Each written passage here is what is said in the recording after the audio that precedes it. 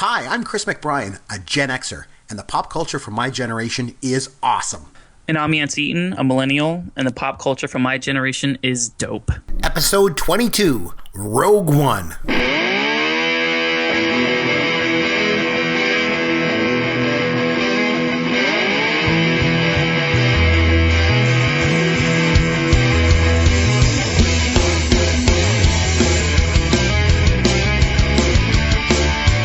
I'm Chris McBrien, that's Yancy Eaton, and this is Pop Goes Your World, the pop culture podcast for the generations. Hey, if you want to reach us around here, make sure you can talk to us on Twitter at Yancy Eaton or at CMcBrien. Just remember, McBrien is I-E-N. Or you can always shoot us an email, Chris or Yancy at popgoesyourworld.com.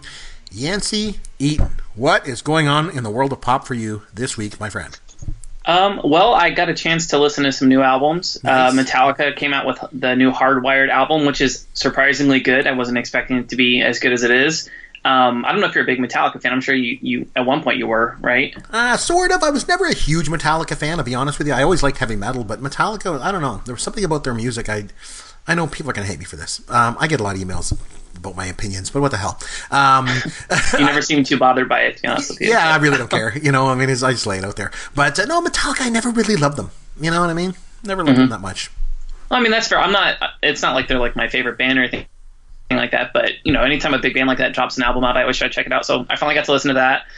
Today I go on DatPiff. It's a website as well where you can go and listen to hip hop mixtapes and stuff for free, and they're always putting new stuff on there. And like, surprisingly, Chance the Rapper, who's just like one of my all-time favorites, like, you very like Chance. quickly. Yeah, you like Chance. I love Chance the Rapper. I talk about him all the time, but he dropped a Christmas album, a Christmas mixtape, like, surprisingly, and it's really good. So I've been really listening to that. And as far as movies go, obviously we're going to talk about Rogue One tonight, but I managed to watch a couple older movies.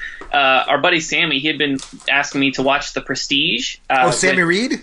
Yeah. Oh, Sammy nice. Reed. Yeah, he'd been bugging me about watching The Prestige because he knows that I'm a huge Christopher Nolan fan. And he's like, Yancy, you have to watch this movie, like, repeatedly hounding me about it. I finally did, and it is a phenomenal, phenomenal movie. It's one of those kind of like mind-bending, like, typical Christopher Nolan. You don't really know, like, what's real and what's not. You know, it's a really open-ended ending, if that makes any sense. Like, it's up for interpretation and stuff. So I saw that was really good. But I want to talk about Star Wars. That's what I want to talk about. Absolutely, and we're going to get into that in a minute. Before we get started, I did want to say something if I could. Now, obviously, coming up on December 25th, it's a very special day because it's Jesus' birthday. It's a day we celebrate the birthday of a very special person. You're right. And that special person actually is Gary Sandy. It's Gary Sandy's birthday, Yancy. Gary Sandy played Andy Travis on WKRP in Cincinnati, and it's a huge cause for celebration. In my house, we even go so far as we put up a tree, we decorate the tree, we give each other gifts, we make a big dinner, we even invite the whole family over to celebrate with us. Gary Sandy's birthday, December the 25th. Yancy, what are you going to do this year for Gary Sandy's birthday? Got any plans?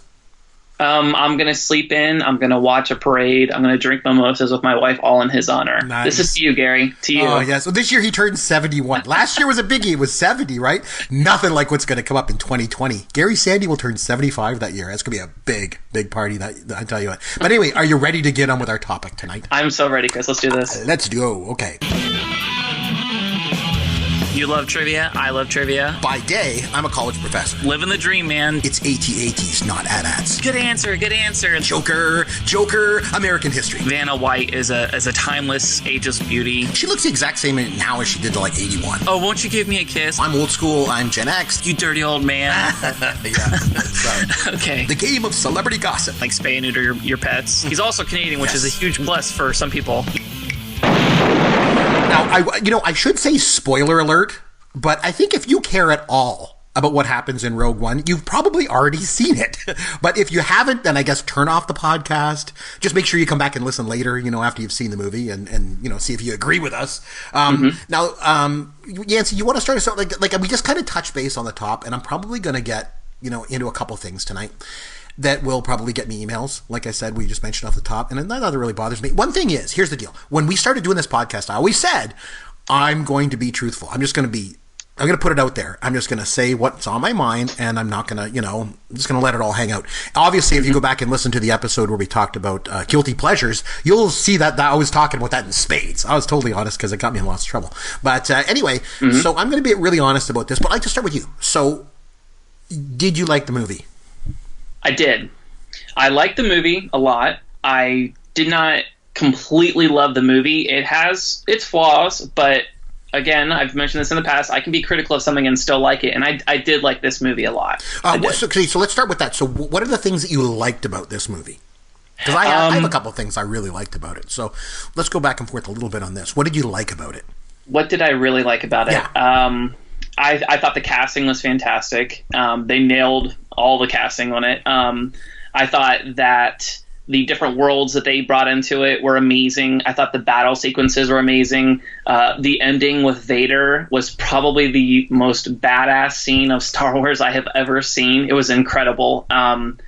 I mean, it was just another well done, like, beautiful cinematic film. I mean, it was just, breathtakingly beautiful. That part of it I just absolutely loved. But I think there were parts with sequencing and just like inconsistencies with like the plot and like pacing and stuff like that just kind of like waned on it a little bit, but overall just a really, really fun film. What about you? Yeah, I'll agree with you in terms of the casting. I thought Felicity Jones was amazing, and really continuing the trend that we saw with The Force Awakens to have a strong, capable female lead in a Star Wars movie. So I really like that. Another thing I liked that I don't know if people picked up on this or not, and like I'm just such a fan of the original trilogy, as you know.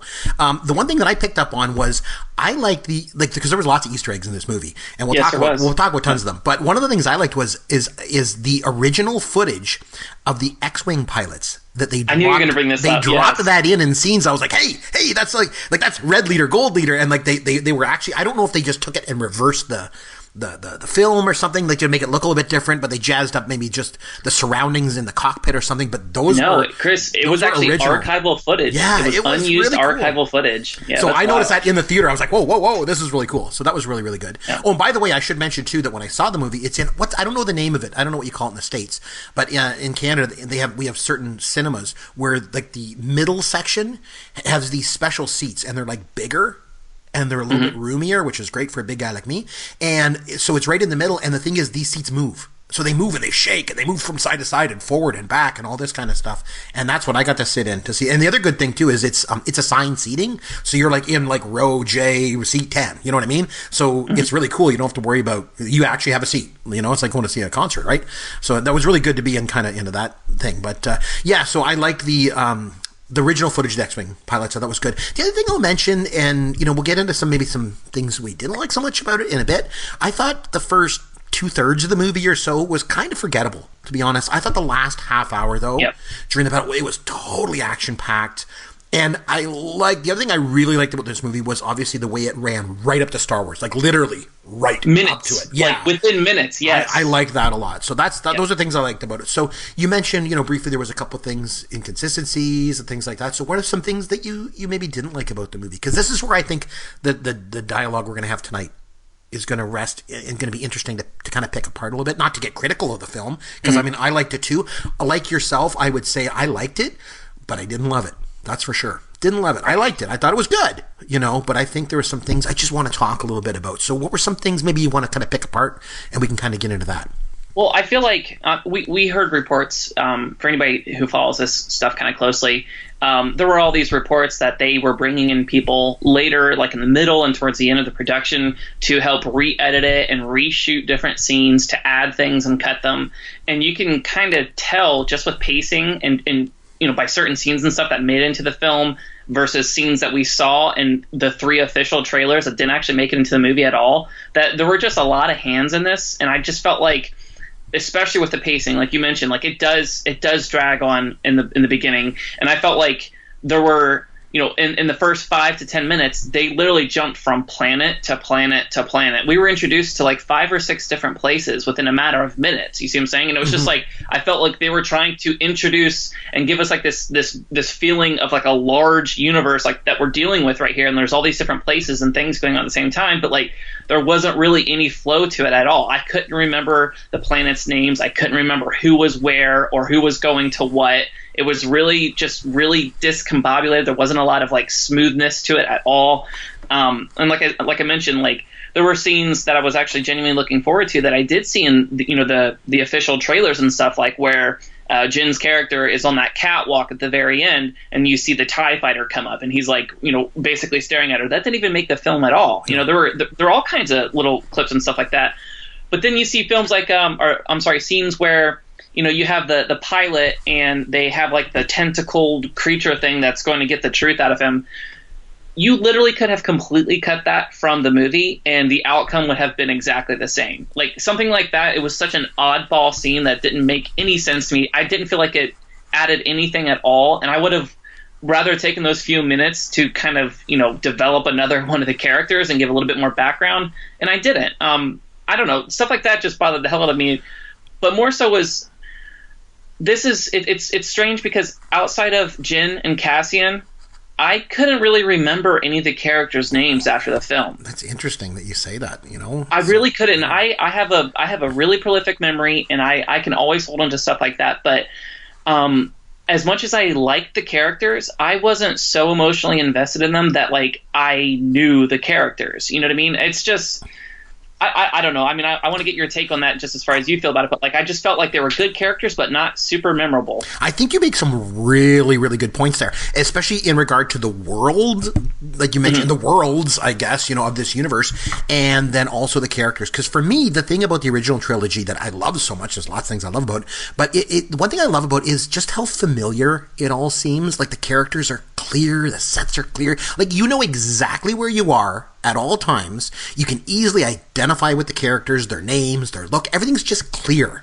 You know what I mean? Like, and I think that's one of the problems with the prequels. There's a lot of problems with the prequels. We'll get into that another time sometime.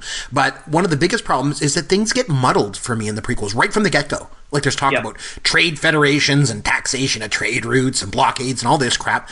Whereas, like you say, the original trilogy, like the characters, the names, the look, the stylization of everything is crystal clear, and you know exactly where you are at all times, and you identify with all the characters. Whereas in the prequels and in this one, I agree with you. I found that some of the worlds, I'm like, where are they? And what's the name of this place? And what's this guy's character's name again? And it just doesn't resonate. So I agree with you. I agree with you on all that. The other thing I'll just touch base on, and this is where I'm going to get emails, I'm sure I'm going to get tweets. But here's the thing. The Darth Vader character. So he obviously was not played by David Prowse in this. There's two actors credited in the movie. Daniel Napris and Spencer Wilding are credited as playing Vader. So for me, and this is going to sound goofy, but I noticed right away, like, to me, the walk was different. Like, when really? When he was walking, I was like, it didn't look like Vader. And then when he came into the scene where he was talking, I know this sounds goofy, but the mask even kind of looked it looked more like a Halloween mask and costume than a real Vader. I know it seems crazy. And like you mentioned, you loved, and I've read lots of stuff online where other people loved the fact that Darth Vader was kicking ass, with the rebel troops. Remember he was mowing them down, when he was on his way through the ship. But I got to tell you, Yancy, I'll be honest with you, I didn't like it. And for me, the best part of Vader in the original movie was that he came in after the stormtroopers had fought the rebels. So it almost felt like he was, like, above the fighting itself. Like, it's like he came in after it was over and then took control of the situation. He came in with a presence that was almost, like, bigger than life. And there was this mystique about him, to show him, like, involved directly in the fighting. It just didn't do it for me. Like, maybe it's just me, but like I said, I know that scene pleased a lot of people, but it just wasn't for me. That's not what Vader's all about. Like, for me, like I said, he's more like a bigger than life villain that does things like he does, like, the Force choke on Admiral Motti, as opposed to like fighting rebels. And, like, I know he had lightsaber battles with Ben and Luke, but that's different to me than fighting a bunch of rebels. I don't know. It just seemed to me to take away from the mystique of the character of Darth Vader. That was my take on that. I'll give like an example. Okay, so we always knew that Yoda at one point was just an absolute badass, and we never really got to see him fight. We just always seen him as, like, this hobbled, disabled old creature. And then, in the new series, like, we do see him fight, and who did he fight? Dooku, I think it was, and he was amazing. You know what I mean? So, like, we always knew that was there, but we never actually physically seen it. And to actually see that was, like, really eye-opening. Like, oh my God, Yoda is amazing. Like, with Darth Vader, we've always known that he was super intimidating, and then he has, incredible force control and all that stuff. But to see him literally walk out there, like, in blind, I mean, just, like, complete rage, like, he's in such control, and like you can feel the fear of everybody around him. Like he literally has complete control over dozens of people, and he mows them down, like 100% mows them down, which kind of like brings the question, like if he is so powerful and capable of defeating so many people at once, like why does he wait so long? Why is he so dismissive of all of these people? Like, why does he treat all of these people that work underneath him as so dispensable? You know what I mean? Like, he'll let 30, 40, 50 people go and get killed, and then he'll just show up and he can literally disable 30 troops and pull their guns at them at once. Like, that part's a little questionable, but I mean, I'm not gonna lie though, Chris, that scene really, really did something for me. Like I said, we're always just taught that like, oh, Darth Vader is a badass and we should just take that at face value. You know, we could see him one-on-one choking old guys and stuff, but to see him like completely disband like an entire group of fighters was like pretty incredible to me. Absolutely incredible. Okay, I'm a massive film buff, and so one of my favorite movies of all time is Citizen Kane. Okay. And to me, the one scene in Citizen Kane that I don't want to go crazy, I'm going to be the only person on a podcast to talk about Rogue One and Citizen Kane in the same breath. But here's the thing. There's one scene in Citizen Kane that I don't like, and that's where near the end of the film, where Kane goes nuts and starts absolutely smashing the living daylights out of his room and everything at the Xanadu Palace. And that is the one scene in the movie that I feel takes away from the mystique of the character, and I felt the same way here with Vader. And going back to the Yoda reference that you made, I thought this. Now, mind you, I hated the prequels. We know that, but even when they had Yoda jumping around and doing the lights, I didn't like that either. I took away from what he was all about too. It's all about, to me, not about jumping around and fighting and being a good badass. It's about controlling the Force and controlling it in such a way and having power over it that both he and Vader had, that they don't need to wade into the battle and be knocking guys around. I don't know. That was just my take again. Mm-hmm. You know, I think it's just it's a stylistic preference. Yep. You know what I mean? Yep. So not for you, but I loved it. The other thing I think I want to touch base on is the CGI. Again, spoiler alert: the CGI of Peter Cushing and Carrie Fisher. Okay, so here's the thing that I had. I thought this movie was really ambitious, and the problem was I think it was a little bit too ambitious. And so when it came to putting Tarkin and Leia in the movie, I think it stumbled. Like, I like the idea of doing it, I just didn't like the execution of it. So in the scenes with Tarkin, for me, it was distracting. Like, as good a job as they did, it still looked fake. And to me, it was very distracting. I would have loved to have seen this. I would have loved to have seen Tarkin from the back. You know, he's looking out at the horizon or whatever. They have the reflection in the glass. Well, they see the reflection in the glass. Yep. You're like, holy smokes, is that Tarkin? And then you hear him talk. And then you're like, is that Grand Moff Tarkin? And then he just turns around, and he could be like in partial darkness or in silhouette, but you can see that it's him. But it's just kind of dark enough just to cover up the CGI a bit and have him maybe just deliver one line. That would have been incredible. And I think that would have been a lot more impactful. But when he starts showing up in scene after scene, and he's interacting with other scenes. He's interacting with the actors, and he's interacting with other real humans. It just all becomes too distracting. And the same for me goes with the scene with Leia. And I love at the end how she had her back to the camera, and then she turned around, and then you see the young Carrie Fisher. Great idea. Problem is, then she opened her mouth and she delivered a line. And to me, it would have been, I would have much rather had her deliver the line with her back to the audience. And then you hear the voice and you're wondering, whoa, no way. And then she turns around and you see the face, because as soon as she turned around and you saw the face, it was very, very powerful. Yep. And then if they would have just had her deliver the line and then turn around and then you see the face, boom. Super impactful. I think that would have just put it over the top. But then, like I say, they had her deliver the line to the camera, and the whole CGI thing became a distraction all over again. So, like I said, I think it was just a little bit too ambitious for its own good. Do you agree with me on that, or is it too much? What? I'm glad that you brought up the whole Tarkin thing, because, I took my wife, and she's not a big Star Wars fan. She's watched the movies a few times and stuff like that, but she's not, absolutely about it as I am. But like, even whenever Tarkin came on, like, she looked at me with like this, like, WTF, like, what is this? You know what I mean? And like, for a company with just an endless budget when it comes to stuff like this, it felt, it's weird me saying this, because like, from a human characteristic, it was probably one of the most realistic human CGI I've ever seen. Oh, it was. But it was also painfully fake instantly you knew that it was fake. And like I said, my wife instantly knew it. I knew it. Like, you know, in 30 years, if we're going to go back and watch this movie, we're going to look at Rogue One. We're going to be like, God, their CGI was terrible in 2016. You know what I mean? Like, I really feel like that. And like you said, it was no. What was the one that you brought up a couple weeks ago? The Rock in the yes, not Scorpion King. Scorpion King. Was it Scorpion King? It was like it's nothing like that, obviously. And you're right. Like you mentioned, you know, this company that has sort of this endless budget and endless resources to do this. They obviously spent lots of money on it. And let me tell you, they did it right. Like they did motion capture. The guy really worked on the voice to get the voice and the mannerisms down. They even went so far as to bring in members of the actor's family to, like Peter Cushing's family, to study it all and make sure that the nuances and all that were right. They advised on it. So they did everything right. But at the end of the day, it's a CGI character that they had interacting with other humans way too much. And like I say, it was just too ambitious. Like I say, just that one turnaround and that deliver the one line to the camera, kind of in a bit darkness, you'd have just walked away going, oh my God, I can't believe that. That was so cool. But instead, they just took it too far. I love the fact, I know we're running long on Tarkin, but it is kind of important. And a lot of people are talking about this too, but I love the fact that they tried to incorporate him in this film, but I think they went too far with it. They added him too much. Yep.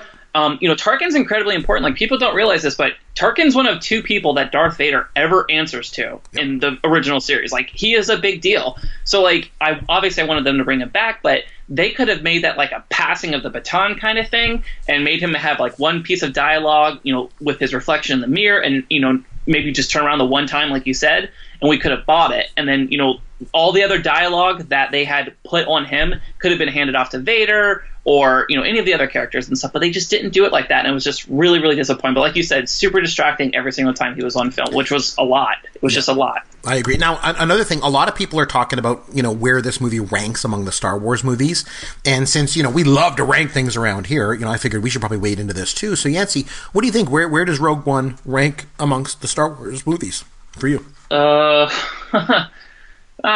Probably fifth, I guess. I would go, I don't know. Yeah, probably fifth. I mean, I still think The Force Awakens it's not very, well, I don't know, that's not really fair either. This kind of catches me off guard. The Force Awakens was basically, like we talked about this, it was a fan service. It was basically the exact same thing, but reintroduced with better graphics. This one, what I do like that it filled in the gaps. It wasn't a standalone film like we were promised, you know, like a completely separate story. It was like a seamless like puzzle piece that you stuck in between two movies. And I do really appreciate how well they were able to like kind of blend those two together. So I guess from like an originality standpoint, I would probably put this over The Force Awakens. But I think as far as like character development and actually being emotionally invested in the characters themselves, I would put The Force Awakens ahead of this. I don't know. I mean, I'm not going to put it ahead of any of the three original trilogy, but I have to think about it between the Force Awakens and this one. It's definitely better than the original or the episodes 1 through 3, though. Like for sure. The easy answer for me is that it fits in between the prequels and the original trilogy, both literally and figuratively, right? But since the prequels don't exist for me, I can't always do that, so I can't be quite that easy. So I would go Star Wars, Empire Strikes Back, Return of the Jedi, Force Awakens, Rogue One. That's the way I would do it. The other thing I should mention that I really do like about this movie too, right from the get-go, is I like the fact that the world is dirty. Okay, the world looks like it's lived in. Because to me, I've said this before when we had our Star Wars episode, the original movie, the original trilogy for that matter, one of the things I just loved about it so much was the fact that the world looked lived in. It was like you could see the rivets, you could see the oil and the dirt, and it was a lived in world. And then you all of a sudden you get to the prequels, and it's like George Lucas forgot all that, and they made everything like shiny and clean, like the way, you know, science fiction films used to be in like the 60s. And kind of blew it all out. Star Wars, the whole point is that it's not even in the future, it's in the past. It's a long time ago, right? And the fact that the whole world looked lived in, I really appreciated that. They did that in Rogue One a lot. A little bit of that got lost in the end battle sequence, I think, but for the most part, like that's one thing I really, really did appreciate about the movie. So I think, you know, overall, we both agree that we liked the movie. We didn't love the movie. There was obviously some things to pick apart and things like that. But I mean, you know, at the end of the day, we got to go to the theater and spend some time in the Star Wars universe again, which is always a good thing. You know, and it gets us through to the next big movie, you know. So anyway, you want to have some fun with Yancy. Let's do it, man. All right. Here we go. Okay, so obviously we mentioned there's several tie-ins between Rogue One and the original Star Wars movie, right? And one of them is actually seen on the counter of the Urso kitchen when they're scrambling to escape the Empire at the beginning of the movie. And on the counter is a glass of Bantha milk. So this tasty beverage, Yancy, was also seen in Star Wars as Aunt Beru served it for lunch. What color is the milk, Yancy? It's blue milk. Yay! That's right. So blue Bantha milk. So there we go. Yep. So obviously, Rogue One. The filmmakers brought back to life one of the Empire's governors in Grand Moff Tarkin, which we've discussed at some length tonight. So obviously this was accomplished, as I mentioned, through motion capture and CGI and voiceover work. In the original Star Wars movie, who was the actor that played Grand Moff Tarkin? Oh man, I know his name. I'm blanking, but I literally had this in my head like an hour ago. It's Peter Cushing. Cushing, yes. Yeah. So another thing too, like a lot of he did a lot of kind of not B movies. Like he was in like The Curse of Frankenstein and Horror of Dracula. He played Van Helsing, but I always remember him in a movie called Top Secret. And this came after Star Wars. So remember when we were talking about like funniest movies, in our last episode? Another one that just missed the top for me was a movie called Top Secret. And it was kind of spun off of the airplane movies and all that kind of stuff, and Naked Gun and all those kind of like just slapstick crazy ass movies. And Top Secret was one, and he was in it, and he played this bookstore owner, and they did this backwards scene. You have to watch, you'd have to see it to understand what I'm talking about. It was brilliant. But it was Peter Cushing. Anyway. Okay, next one. So during the Battle of Scarif, so the plans to the Death Star obviously are beamed to a rebel spaceship. Okay, so this spaceship then it escapes, and it's soon tracked down by an Imperial Star Destroyer in the opening of the original Star Wars movie. Yancy, what's the name of the rebel spaceship? Oh, Chris. This is like a major hardcore Star Wars question. Yeah, you're a snake. I don't know what it is, but if you say it, it's going to sound super familiar. It's Tantive 4. Yep. Okay. Every single Star Wars movie has opened with the traditional crawl. What is the first word in the opening crawl for Rogue One? It doesn't have a crawl. Oh, very good. It's a trick question. Yes. No crawl. Getcha. Nice. This is like your Tupac question from a couple weeks ago. I know. I just like to try and You don't play nice. You don't play fair. Exactly. But you see, you nailed it. It's all good. So, okay. So with an uncredited appearance in Rogue One, this is the only actor to have appeared in every Star Wars movie to date. Yancy, can you name the actor? I don't know his name, but isn't it the guy that does C-3PO? That's right. Yeah. English guy? No. I mean, what is his name? I'm sure Anthony Daniels. Daniels. Yeah. And he was uncredited. They only showed him for a split second. Yep, just for a second. And then R2-D2 was there too. Obviously, Kenny Baker was not, in R2. He passed away recently. He was too. He didn't even do any of the scenes in The Force Awakens either because he was just too ill to do it. But anyway, interesting. But like I say, overall, a lot of fun. You knew some of them. Some of them, again, hardcore stuff. I just love Star Wars, so I love throwing all the hard stuff at you. That's for sure. But like I say, overall, the movie was good. Would you go back and see it again? I actually plan on going back and seeing it like within the next 2 or 3 days. I would be remiss real quick if I don't mention that Donnie Yen is in this movie, and I don't know if you're a big martial arts movie fan, but I mean he's literally one of my favorite actors. In like Ip Man 1 through 2, and all kinds of just like cult classic martial arts films. And then K2SO, the droid, was probably my favorite character in the entire film. Obviously, he was voiced by Alan Tudyk, who we most know as Steve the Pirate from Dodgeball, which is like so random. Yeah. But I love those two characters so much. I would have loved to have seen so much more of them. And I found he was a little close to C-3PO for my liking, the characterization. I don't know. It was just me. It didn't seem original enough. But again, I'm just nitpicking on that one. But you are very beholden to like tradition when it comes to Star Wars. Like I'm very beholden to tradition with everything, Yancy. I'm a Gen-Xer. That's the whole point. I love nostalgia, and that's what I love, right? It's hard to get me away from that. But anyway, listen, it's time to wrap things up. So, hey, as I mentioned at the top of the show, reach out to us on Twitter. I'm sure there are lots of stuff that you agree with or disagree with from this show, and always on Twitter at Yancy Eaton or at C McBrien or Chris at popgoesyourworld.com or Yancy at popgoesyourworld.com. On behalf of Yancy Eaton, this is Chris McBrien saying thanks for listening to Pop Goes Your World, the pop culture podcast for the generations. Thank you for listening to the Pop Goes Your World podcast. Continue the conversation on Twitter at @CMcBrien or at Yancy Eaton. Please consider leaving a review for the podcast on iTunes or wherever you download and listen to the show.